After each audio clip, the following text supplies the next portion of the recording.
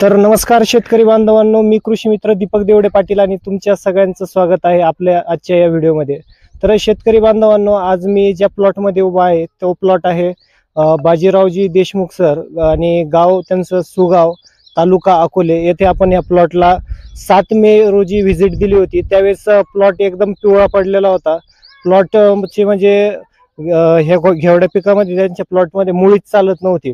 त्यावेळेस आपण त्यांना ग्रोविजन इकोकेअर प्रायव्हेट लिमिटेड या कंपनीचे प्रोडक्ट दिले होते आणि ते प्रोडक्ट दिल्याच्या नंतर तुम्ही आज बागाची कंडिशन बघू शकता। ज्यावेळेस आपण हा बाग करायला घेतला त्यावेळेस एकदमपणे पूर्णपणे बाग पिवळा पडलेला होता, मुळी चलत नव्हती, फुलं आलेली टिकत नव्हती आणि बाग वरती म्हणजे तारेल सुद्धा बांधण्यासाठी येत नव्हता। तर शेतकरी बांधवांनो, आज आपण शेतकऱ्यांच्या तोंडून ऐकून घेऊया त्यांना आपल्या ह्या प्रोडक्टचा रिझल्ट नेमका कसा आला। तर नमस्कार सर। नमस्ते। सुरुवातीला तुमची ओळख करून द्या। मी बाजीराव उत्तमराव देशमुख सर, राहणार सुगाव बुद्रुक, तालुका अकोले, जिल्हा अहमदनगर। मी दरवर्षी हा घेवडा पीक घेत असतो।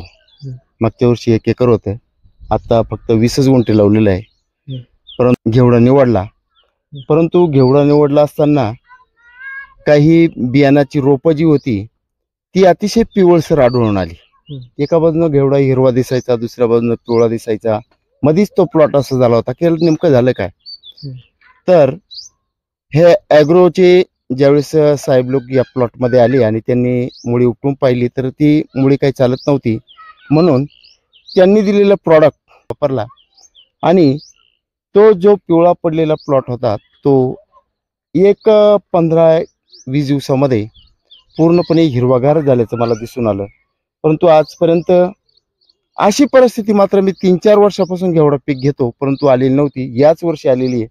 आता या प्लॉटमध्ये पावसाचं पाणी साचलेलं होतं, तुम्हाला आज थोडासा पिवळसरपणा दिसतोय, परंतु पाऊस उघडल्यानंतर हा प्लॉट एकदम काळाभर होईल। याला फुलं भरपूर आलेली होती, पण वाऱ्याचा प्रचंड वेग असल्यामुळं सगळी फुलं ही झडून गेलेली आहे, परंतु नव्यानं पुन्हा फुलं निघायला लागलेली आहे।